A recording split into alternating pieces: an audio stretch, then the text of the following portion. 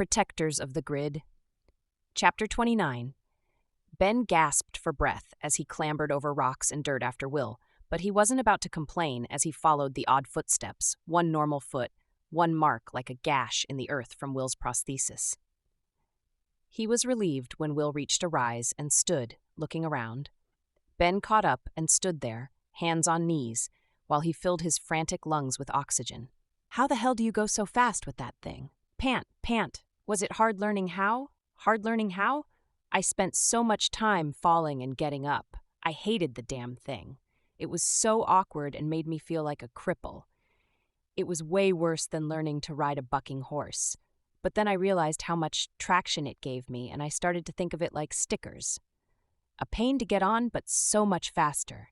Once I changed the way I thought about it, started calling it horse, too, it got easier. I could think of riding it like the wind. Will grinned. And when I finally ran in a race at a powwow and came in third, I felt whole again. And some of those guys were a lot younger than me. His breath more even now, Ben straightened and looked around. Not much out here but scrub brush and sand. He tensed at another thought.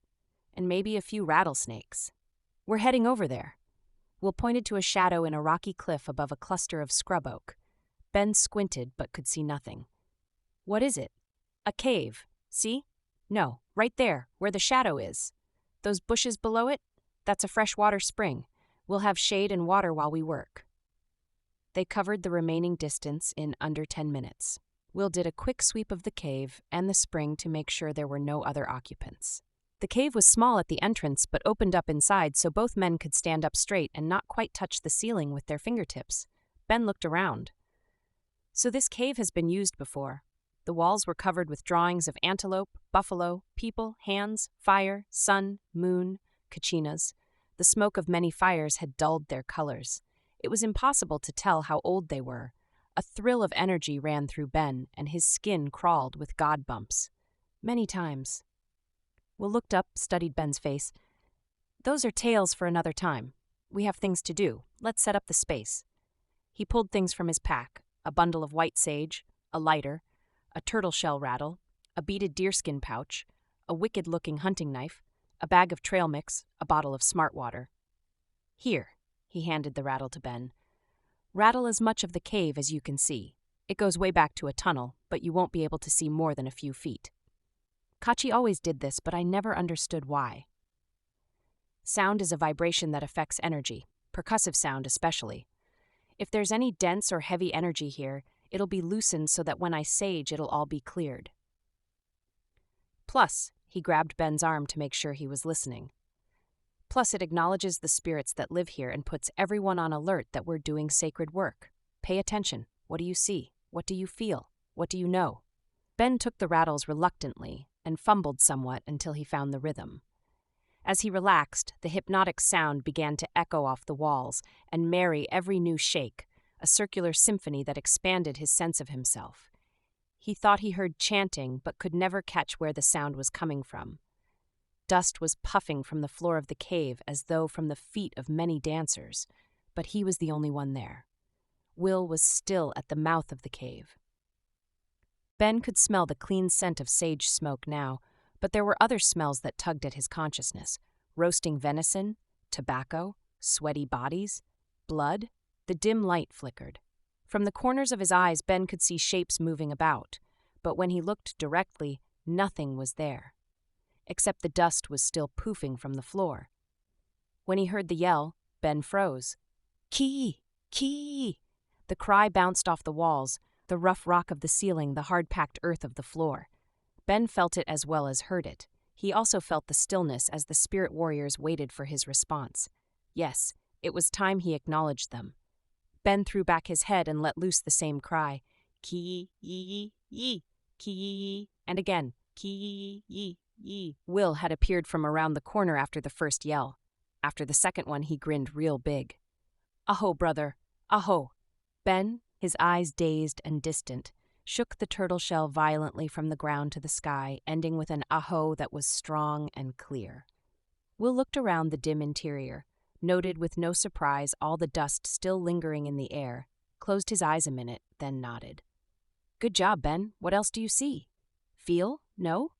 Ben closed his eyes, the better to tune in to his other senses. Feels like there are some really old spirits here and some more recent.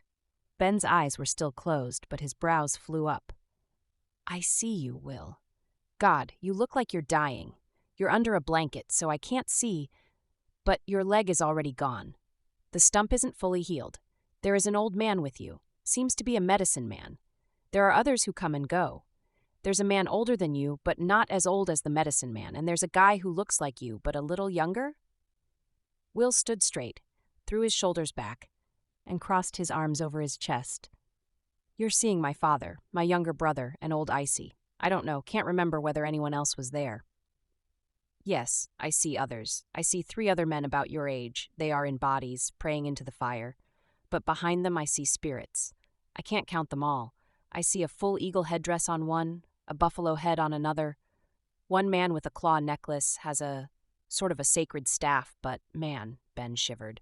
If it were used for a weapon, it would be lethal. It's a set of deer antlers fastened to the head of a spear, all points in the same direction, Will interrupted. Below the antlers is a thick roll of buffalo hide that would give some protection against close-at-hand counterattack.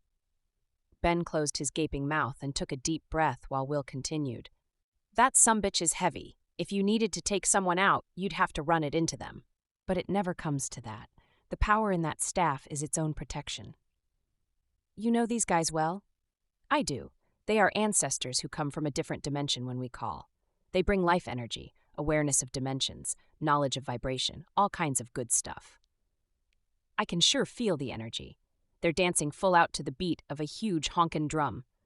My skin, Ben rubbed his arms, what Tara calls God bumps, like the sound waves bounced off the walls here and across my arms. Ben went on alert. Tara, I feel her. But where's Charlie? They're supposed to be together. Something's not right. Will tuned in, then jumped up. Come on, Ben. We have to continue this later. Tara's in trouble. Feels like Charlie's gone to get help, so Tara's alone. We've got to find them. Don't you know where they were supposed to be? Yes, and that'll be our directional point. But they're somewhere in between. Either never got there or were coming back for some reason. Will's brow furrowed as he pondered. He looked around. We're here. They were supposed to be there. Over there is where they started, so the path would have been... Ben pointed. They're over that way. I can feel them. Both of them? Ben nodded. Not too far from each other. I'd guess less than a half mile. If we head toward Tara, we'll reach Charlie first.